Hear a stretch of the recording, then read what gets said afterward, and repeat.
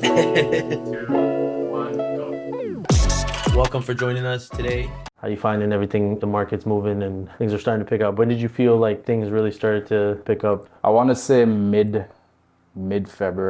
Yeah. I think end of January there were signs. I kind of figured my anticipation was in the second quarter, like after the whole mortgage rates announcements. I pretty much thought that by March, April, May, things were going to get crazy. I didn't expect it to start so early, if you want to say it that way. But what I realized is that it's within a certain pocket because I've been moving around. I don't stay one place, as you know. I drive anywhere the business is, to be honest with you. Yeah. So I've been finding that within that within that 700,000 to about 1.1 million pocket right there. That's where people want to be, but that's also where has the most competition, right? And I'm realizing that in that little pocket is where I'm also seeing offers coming back, where people are holding offers and, you know, getting bids on properties. So that era, yes, we want to be there, but it's a very tough era right now to seal a deal in. I feel like it's the single family entry kind of product, right? Yeah. Like anything low rise that's entry product is in that range. Semi-detached, probably 3 bedrooms, 3 bathrooms, townhouse, either the 2 stories, the 3 stories as well, 3 bedrooms, 3 bathrooms. I find a lot of that happening. I do see it getting crazy. Yeah. Anything above that 1.2 above, 1.2 million going up to 2. Again, it also depends on the area. Yeah. I find that is not as competitive because I find that people tend to know exactly what they want when they're purchasing $1 million property. So they aren't going in there. It's a selective group of persons that are going to purchase 1.5, 1.7, 1.8. Not many. The mass majority of people aren't shopping in that area, especially in this market, especially with how expensive things are and how high it is to get a down payment for $1 million property, $1.5 million. So that area is not as competitive as the other pocket. And right now, are you working with more buyers or sellers or both? People that are looking to transition? Both. I have a good list of buyers working with now. Like first-time buyers or first-time buyers. Yeah. And some investors, if you want to call them. Yeah. People that were on the fence 2020, 2021, you know, they saved up their money. A lot of people had to save up their down payments because, of course, the mortgage rates went up and qualifications and all of that got expensive. So these are the people I'm seeing transitioning into the market now. Yeah. Right. A matter of fact, one of my clients, he's been saving for like 2 years, and we actually just about last month purchased something up in Oshawa for him. Yeah. So people are coming into the market. That's people who have been fed up for the last 2 years. They want a house. They just decide that, hey, the rate is what it is. Either going to adapt to it or I'm just going to stay here, right? So people are coming in. I feel like that's really what is a big factor. Is there's been a lot of people that were maybe thinking of buying during COVID or doing something during COVID, and they kind of got paused with the rate hikes after that, and they've kind of been sitting on the fence, and I feel like they're starting to come back in the market. And it's just, you know, as the positive sentiment grows and as the rates come down, it's just going to escalate that. What are you finding right now, like the sentiment of the buyers or the sentiment of the sellers? Are you seeing that they're kind of like, they don't want to miss the boat of potentially like prices going up, and then it's kind of like this year's the opportunity? Or are you finding that they've just kind of been tired of sitting on the fence and they want to take action now? It's a mix. Yeah. It's a mix. You still have those that are I still have those that are still on the fence, even when you're telling them that, listen, you know, I think you can get in the market. No, the opportunity is there, especially during, I want to say between October to December. Like that period last year I got some clients, some really solid deals. Yeah. Even detached in Waterdown, Hamilton for less than $1 million. Yeah. And we're talking 3 bedrooms, 4 bathrooms, stuff like that. So during that period when things were slow, like, a lot of people could have capitalized, but I'm seeing a mix. There are the people that are just fed up. That's it. And they're like, listen, I want a house. I've been saving since 2019, 2018. If I can't afford the detached, I'm going to settle for the semi-detached, or I look at a nice townhomes. Matter of fact, the way the market is right now, I'm seeing where townhome prices are pretty much side by side with semi-detached prices. Yeah. So it is a good mix. You have sellers that I'm finding they want to sell, but what they thought they would get for their house based on previous year's sales, COVID times, they're not seeing those prices right now, so they're kind of holding off. But it's a mix. How I look at it, if you have to sell, you're gonna sell, regardless of the situation. And then you have some sellers that unfortunately have been put in a situation where, because of when they purchase and the rate hikes, that affordability isn't there for them right now. So unfortunately, they have to sell. It's not a case where if they want to or don't, their livelihood depends on it, right? So they are in a position now where they have to sell. And that's an opportunity for a buyer to probably come in and get that house because they're motivated, so they can get it at a steal, if you want to put it that way. It's interesting how many different factors there are to the market, the rates. There's a lot of positive sentiment that's in the market now that wasn't there in October and December. And it's interesting, like how you said that, because I feel like the deal that could have been made in October and December is gone now. No, it's gone. It's gone, and there's a small difference. There's a window. It's not a huge difference right now, but like you are seeing the offer dates, and it's gone.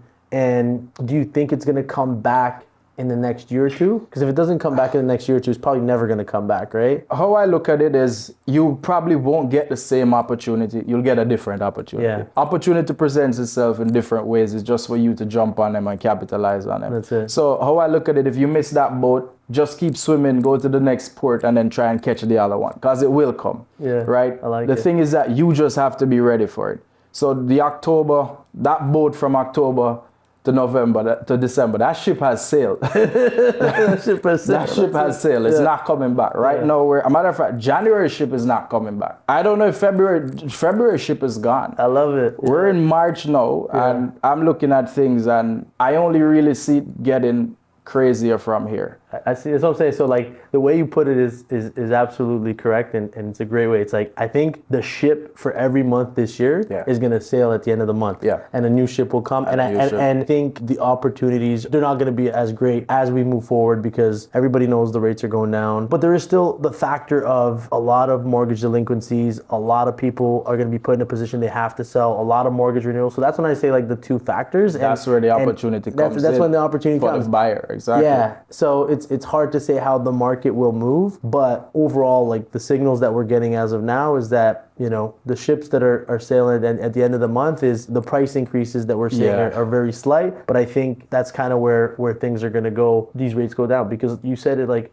the people that were looking to buy in the last couple of years, they've got their head around like, this is the rate. I just gotta accept it. I gotta accept it. It's gonna go down, great. But if you're a first-time home buyer, you gotta buy now, because you don't know, like the risk of waiting hopefully for a better price is probably a bigger risk than locking it now. And the way the real estate prices historically have gone, usually up. So for a first-time home buyer, it's like the advantage of buying now is there.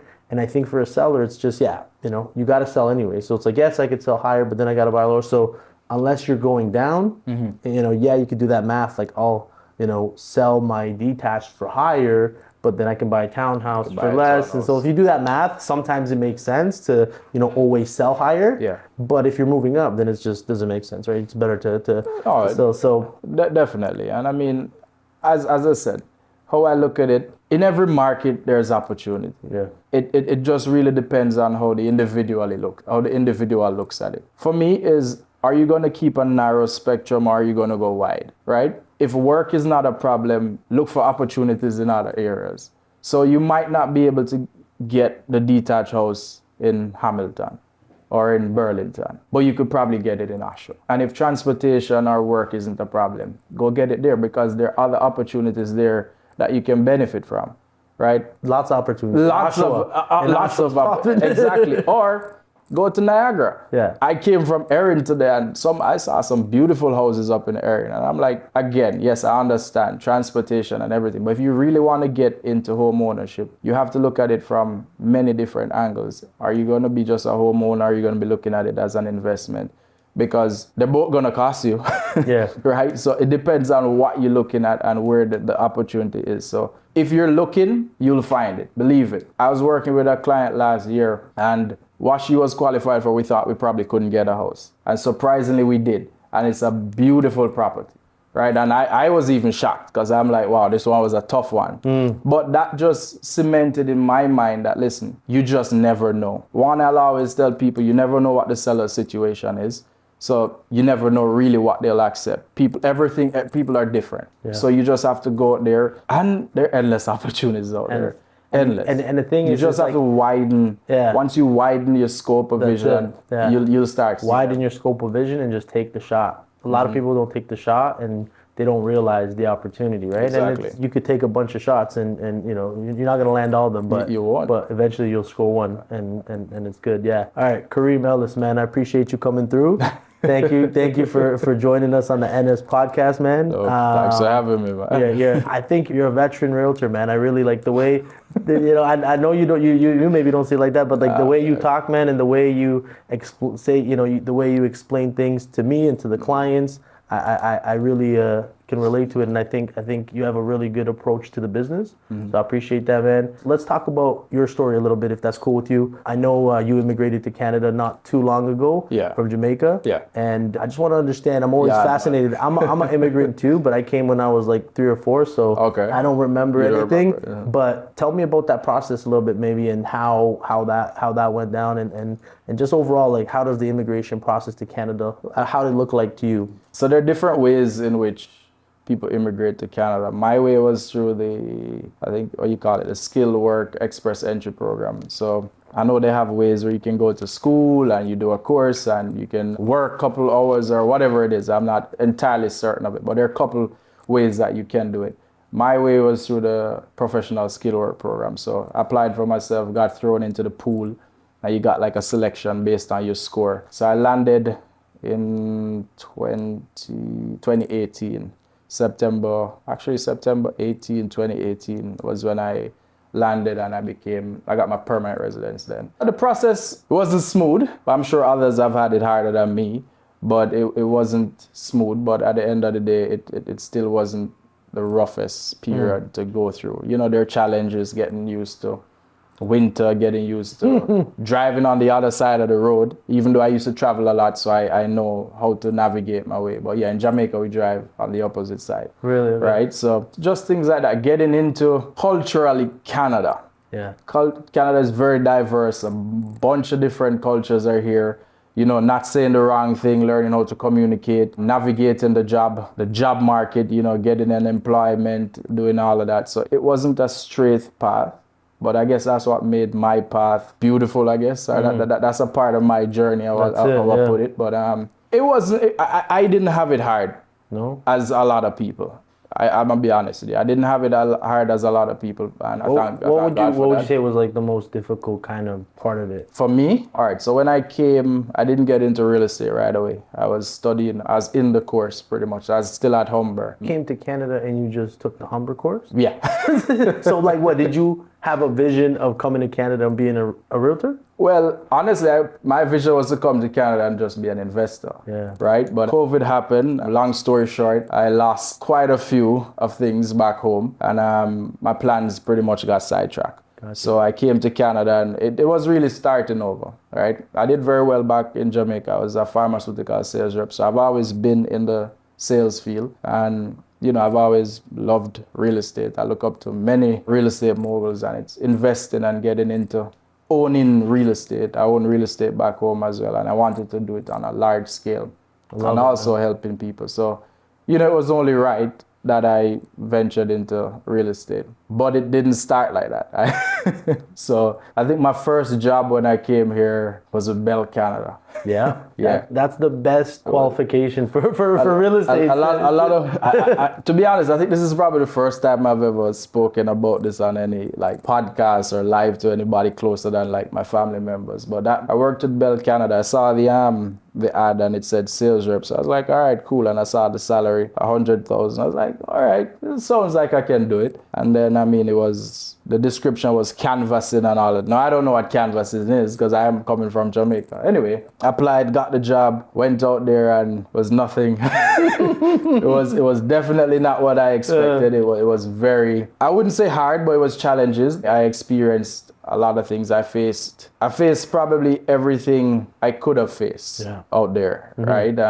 When you're knocking, it was door knocking. Yeah. So I had to sell internet and all of that to people at the door instantly. I've never done that in my life. So doing that was a bit challenging. I mean, I did make good sales. Yeah. But knocking on a door, you don't know who's on the other side of the door, right? So every door was like a different challenge, a different boss. You know, you're playing video games, there's a different boss. It was something else to overcome. And every door you had to like hard up yourself before. And as I said, the product wasn't as luxurious as per se knocking on somebody's door as a realtor, if you want to put it that way. So yes, I did encounter a lot of stuff. I got run off people's door. I got people taking photos of me. I got called names. But the experience, I did learn a lot from it, put it that way. And the experience, I wouldn't trade it, because as I said, it goes and it adds up to my story, my journey in Canada. Yeah, and I worked there for about 7 or 8 months. Yeah, I did that for about 7 or 8 months, and I decided no.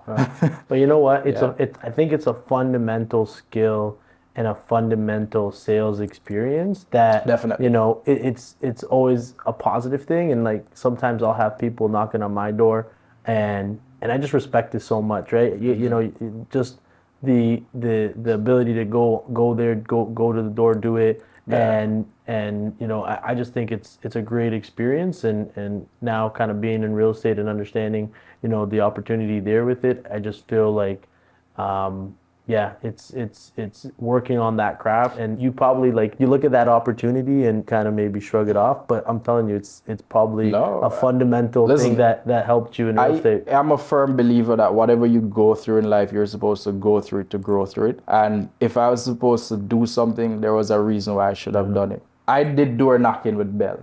I came into real estate and I started doing door knocking, and it was much easier, right? And so in my mind, that transition, that lesson, those walking up and down, knocking people's door, learning how to talk, all of that stuff, it positioned me to do it here with more confidence. You know, when I step to a door now, how I approach somebody is much different than I did before. Right? So those lessons that I learned there, it set me up for the successes that I'm having in real estate right now. Even though it wasn't probably the most pleasurable experience, because there were days, I tell you, that I sat in my car and man, I was like contemplating this thing, because I didn't have to go through this when I was back home. You know, I was comfortable driving around in my AC, going to pharmacies, you know, making money. But I had to come and transition and start from scratch. It was very different. Right? But what it did, I will tell you, is it set me up also because it made me learn Canada. It made me learn different areas. People, So it made me learn the houses, made me learn a lot of things. So as I said, everything that you were to go through, you just go through it and grow through it and apply it to whichever part of your life you are in. One of my first job, I think I was 18 or 19, was in life insurance sales. And it was cold calling for life insurance sales, for life insurance appointments. And the only thing is, like, I didn't really understand how appreciative I should have been. Like, I wasn't feeling it, right? Because it was like, this was tough. And like, when you're selling life insurance, it's you're talking about life or death. That's it. It's like that's so it was so, like, that's why I couldn't do it for too long, because it was too depressing to do it for a long time. But just now looking back at it, it's like, I appreciate those skills. I appreciate that experience. And sometimes, like, when people are starting out, like, they don't really understand what the opportunity is. That, you know, it may look like it's not the best opportunity, but those skills are, you know, I say sales skills and communication skills is, you know, the number one thing. Like, above and beyond, I feel like in many cases, degrees and other education, it's like, if you have that, I think it's fundamental, because you can apply it to anything in life. Anything. I mean, you step out there every day. I mean, you sell yourself, right? And people buy into you. And that was the sales I made at the door in Bell. And I'll tell you, it's not easy. It's not easy to convert somebody from their sell plan if they're comfortable, right? So the sales I made, people bought into me. And the product came later after. That's right?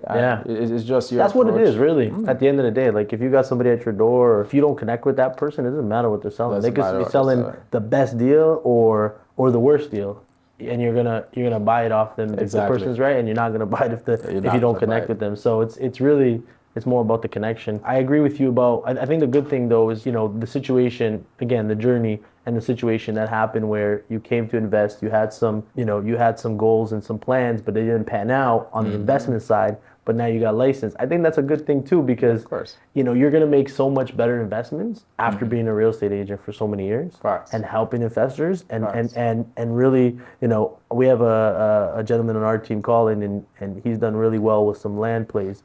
And he told me the same thing. It's like that's how he started. He was just helping investors and like just seeing what they do, and it's like, damn, like I want to get in on this, right? So I think it's meant to be the way it is, and we're doing some amazing stuff in Hamilton and Niagara with some of the things we're doing. You got to pop by the office, and Definitely, because there's a lot of really high level investors there. They're doing some amazing stuff on the multifamily side, so it would be good to connect there and just share information, learn and all that kind of stuff. As a realtor, tell me what differentiates you from other realtors, because I think you do have a superpower in terms of your communications and stuff. But what do you think differentiates you from other realtors? Honestly, brother, I'm just real, and I tend to just go above and beyond genuinely. Like, I really don't do it out of expecting any reward or any notoriety. I'm just this person. Like, I'm not a different person off camera or on camera, and I put people first, right? It's a people's business. It's emotional, right? Getting somebody into and out of their house isn't the easiest thing, and it's really that journey that you walk with them on, right? I don't look at it transactional any at all. Like, I eliminate myself and my benefit from the equation, and I'm solely focused on my client, right? And within those couple of months or years that I'm working with them, my focus is strictly on them, their well-being. Like, I have clients that I go over to their house to eat food, right? It's not, you'd feel it's not business. So I don't put it in a business plate, right? It's just dealing with people, being real, understanding that people have life challenges and everybody goes through things. And I guess that's just how I am. And I treat people how I would want to be treated. That's it. So if I look at a situation and this is how I wish somebody dealt with me in that situation, that is exactly how I'm going to deal with somebody else. And it might not be reciprocated, but I don't care. I'm going to do it anyway.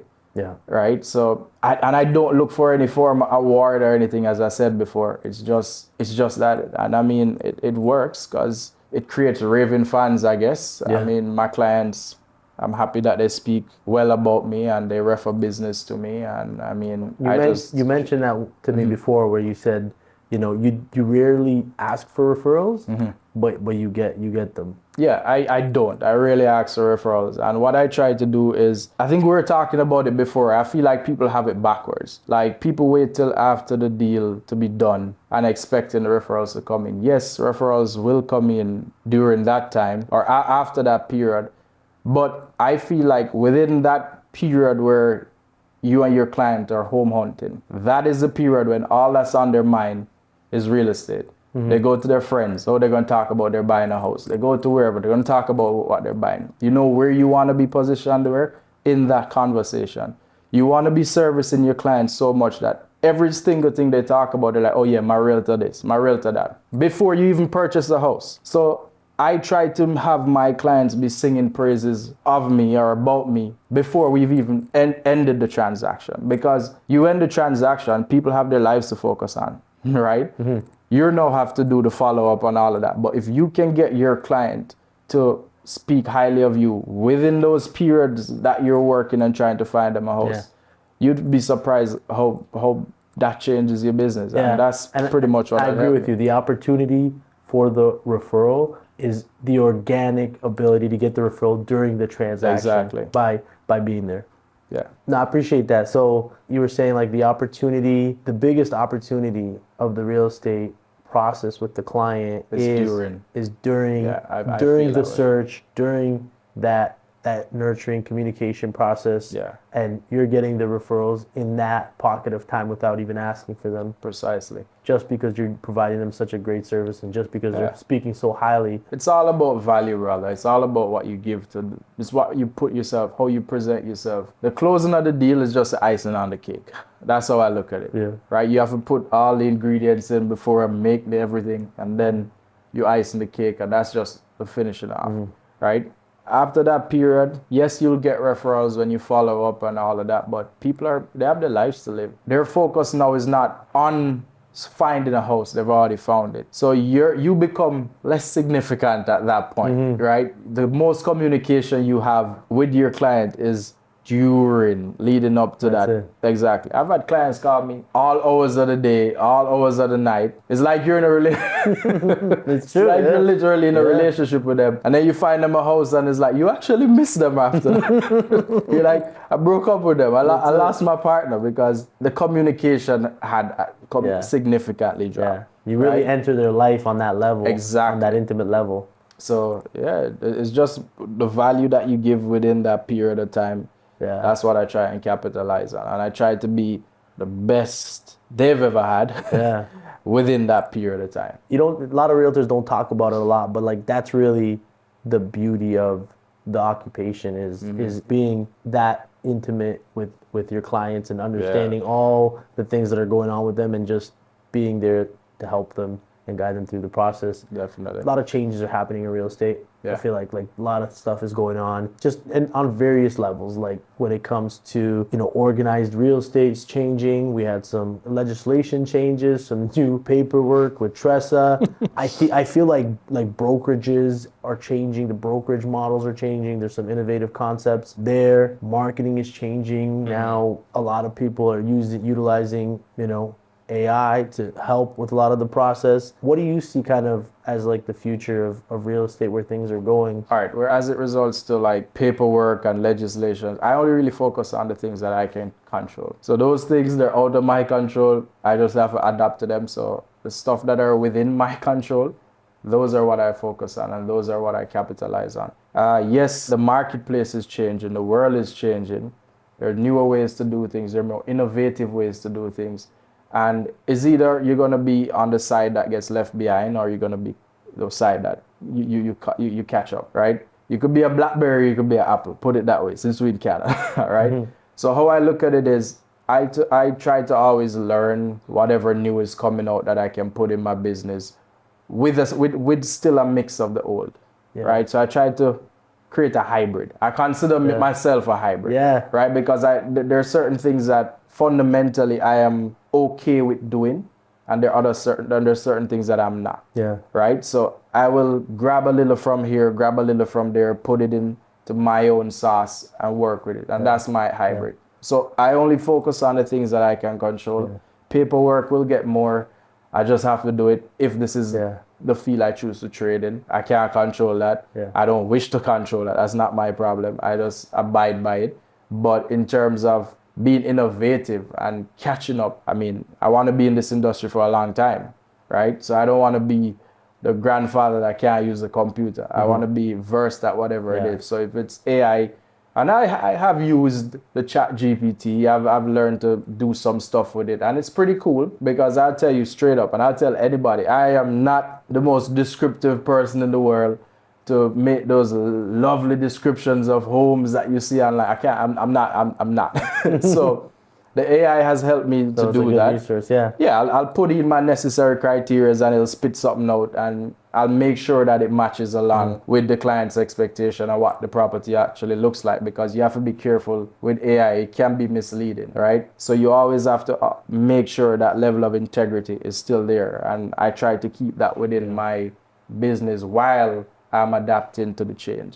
So that's how I look at it. Well, I appreciate what you said. One of the brand positionings for New Street is old school new, where you have that old school approach and fundamental approach to business of integrity and just people and being driven by people, but you're always focused on making sure that you're ahead of the game and innovating and really integrating technology and some of these efficiencies. Like when it relates to real estate, my position is this is a people business, and that's something that I've learned because I came from a technology kind of background and always trying to digital market the whole process and do all that, and eventually you just realize, no, this is a people business. Connection, man. It's connection.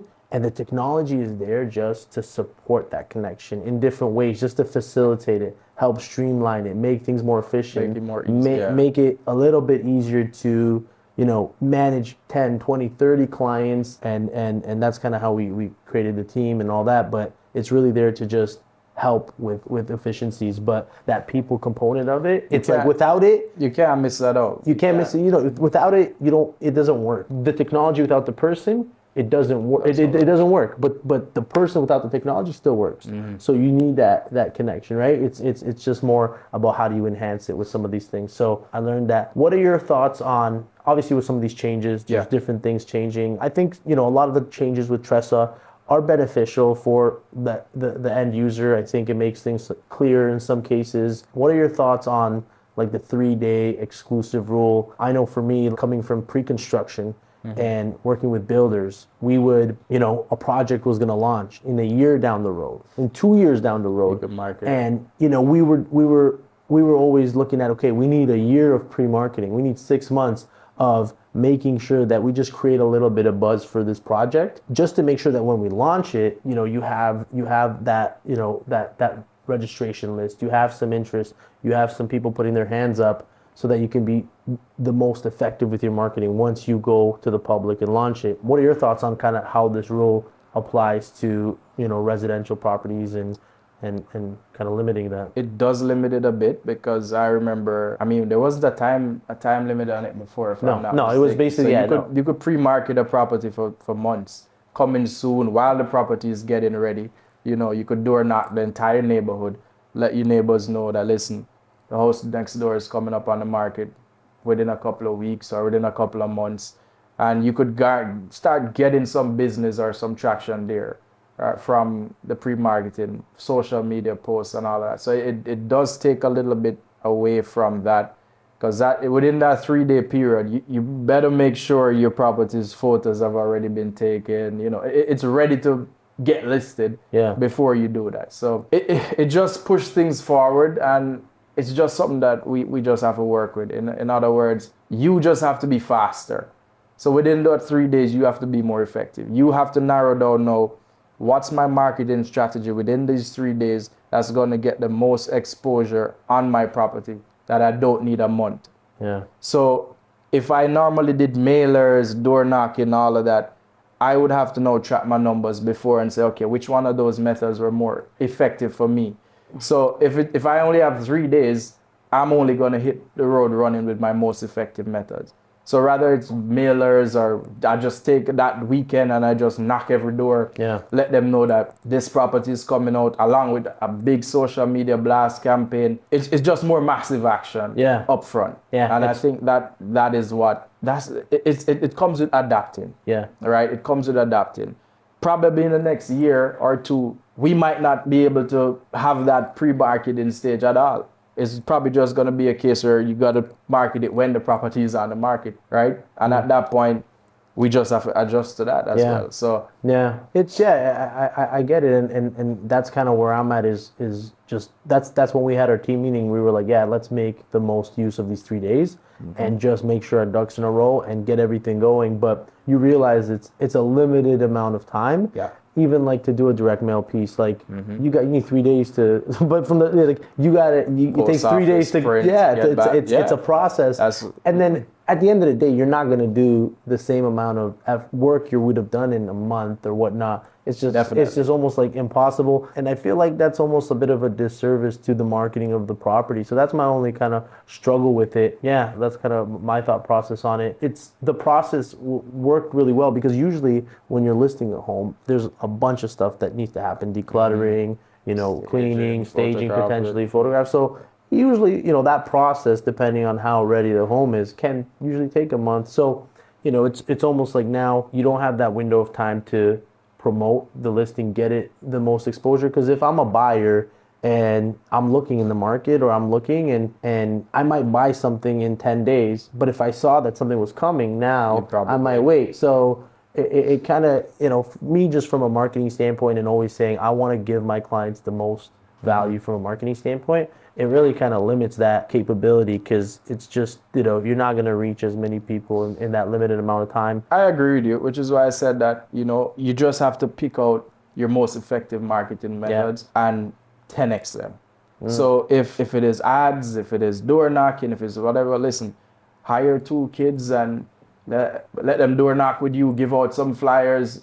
You put more people doing it, so it's not you alone. So it's just massive action this time. Yes, it's unfortunate, but as I said, I only focus on the things that I can control, and I have to adapt to whatever it is that I need to adapt to. So I have no control over that. That's what they say. I just have to be more smart in how I offer the best for my client. And as long as they see that I'm doing it, my goal is, all right, I probably didn't get the best pre-marketing done, but I made sure that that house is so ready, it's so presentable that when it hits the market, it's gonna show good, and the marketing will be spot on right there. Yeah. So I think it's also forcing more people to put better properties on the market also, right? Yeah, it's true. Put better properties on the market, because I've seen some properties and I'm like, okay, you're listing this for sale. Like, I mean, there's two ways of looking at it, because now that you can't really do like exclusive marketing, it's almost like you need to put it on MLS. So it might actually be counterintuitive, because at least with the exclusive process, you can get some marketing going, but now it's like you got to rush, because it's like if you can't do that, you got to get it listed. So again, it kind of puts a lot of pressure on the whole situation. So it's interesting. It's a two-way coin. I mean, we can either, we're going to find positives, we're going to find negatives. We just got to work with it. That's it. Yeah. I know you work with sellers, buyers, landlords, and tenants. Yeah. But I wanted to chat about the tenants and the leases. I know you have some experience with that, especially when you started your career. Yeah. There's obviously,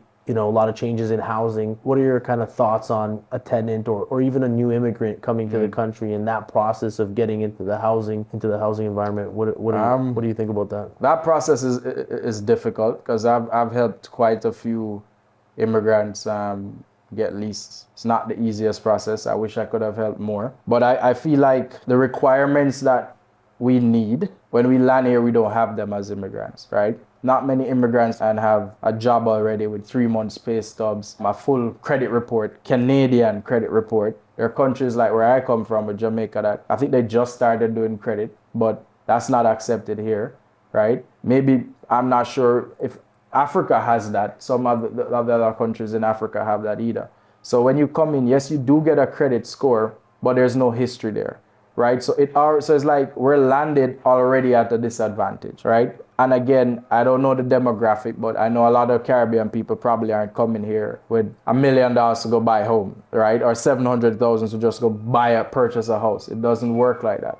When we leave that, we're technically coming here for better lives, right? So we're going to be starting from scratch. We need somewhere to put our head, get an apartment.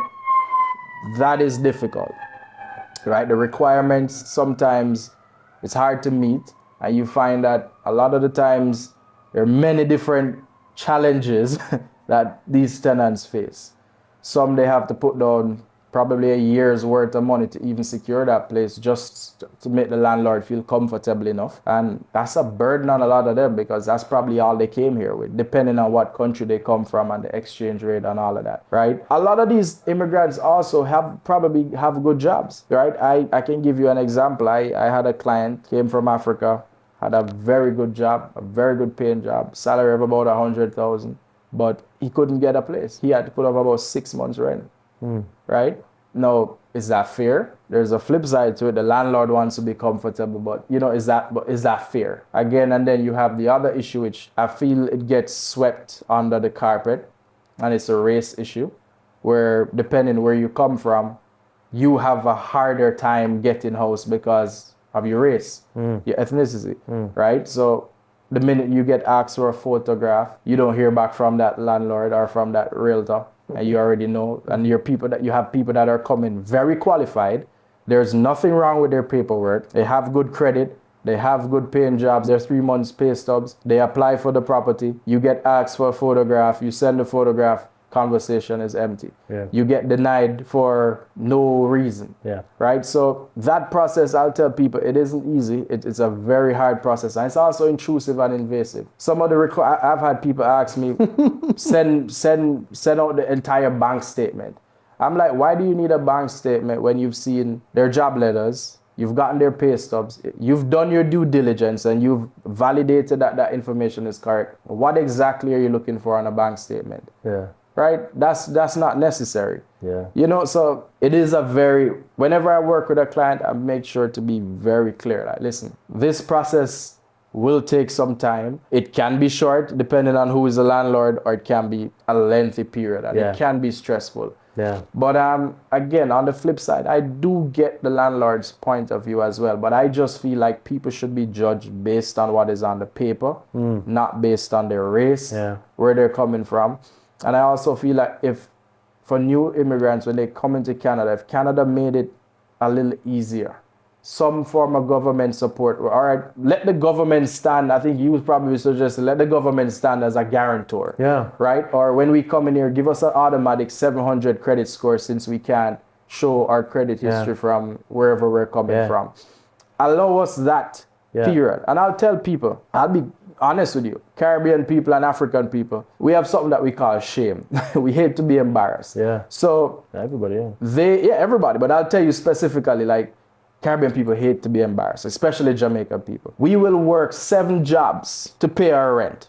We will eat cup noodles to pay our rent. Yeah. Right? So you'd be surprised that that's the person that you probably want in your house, as opposed to somebody coming with an immaculate transcript, if you want to put it that way. Yeah. Right?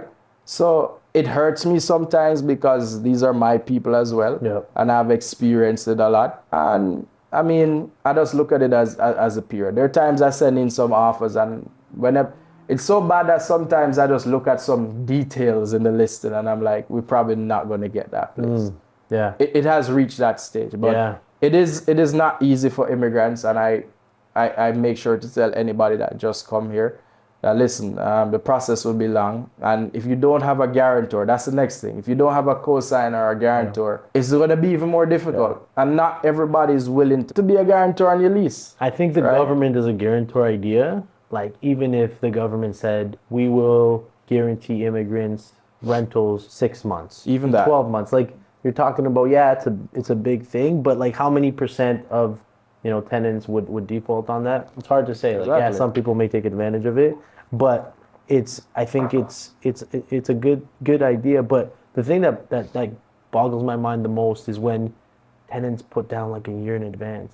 And it's like, that's not that uncommon, a year, 6 to 12 months. And I just look at them like, that's a down payment. That's a down payment for a house. I think the solution for tenants is not difficult, and it's needed. Like, if you got 2, like you were saying, good profiles, good income, like everything is good, like these people should be buying. But buying is one thing. Qualifying, some of them, they can't qualify for the mortgage. I know, but so there could be a solution. Like, if two ten, like even if you had, like, I think co-ownership is going to be, a big part of the future of real estate. Definitely. You got, even if you got a primary investor with some tenants, or if you got, a few tenants coming together, like, they're building in Niagara, and we're looking at the product a lot. Like, now we're talking to builders and like different types of developments. There's something called a triplex town, the townhouse with 3 legal units, right? So like something like that, you get 3 people together, with these 12-month down payments, it's like you can actually get into the market, and it's even if it's a year or 2, you can get out, but at least you're going to take advantage of that appreciation, because it's so difficult. You lost your down payment, and that's, like you said, that was the only money that you maybe had, and now you're starting from scratch, and you're renting, so you're 100% interest. But there's a flip side to it as well. You have, as I said, you have tenants that come here and they're coming to find jobs. So they sold off everything they had back home, or they took all their money out, their savings back home, and they're coming here to look jobs. So when you take a year's worth of rent from them, they still couldn't qualify for a mortgage because they have no income to qualify for a mortgage or anything to show the bank. Right? And you need at least 3 months before a bank will even look at you. I need a place to sleep now. Yeah. I'm catching on a mat somewhere. Yeah, some people, but you mentioned like some people have really good jobs. Like, some people like, well, some people, at least for those kind of profiles where like they have income, they come here for good jobs and they have money, but they're still putting down, a year's worth of rent. It is. It's an interesting one, and I don't know. I don't know what they're gonna do with it. What's the solution to it? I feel the government needs to make it a little easier, that transition period a little easier, with requirements where there's some form of exemption or whatever for people that are newly immigrants, that are just coming in and they don't have certain requirements. It's a serious housing issue because you know, the levels of immigration that we've seen and that we're gonna see. 500,000 by what, 2025? And nobody's building. Nobody's building. Like the builders have stopped building. They stopped selling because it's been a little bit of a tough market. Now they're getting going, but like this year was probably it was the worst year of sales and of builds for the last little while. So the housing crisis long term is gonna get worse and worse. So there needs to be a solution. It can't be that, you know, people are being discriminated for, you know, because they have a different type of credit report or whatever it is. Like it's a real thing. It's happening out there. That's it. I mean, it's very hushed. It's very hushed. We know it's happening, but people don't really talk about it. So it is one of those things. Well, my man Karim, man, I appreciate you bringing it to light. I appreciate your insight, bro. Thank you for coming through, man. Appreciate it. Good stuff, man. All right, bro.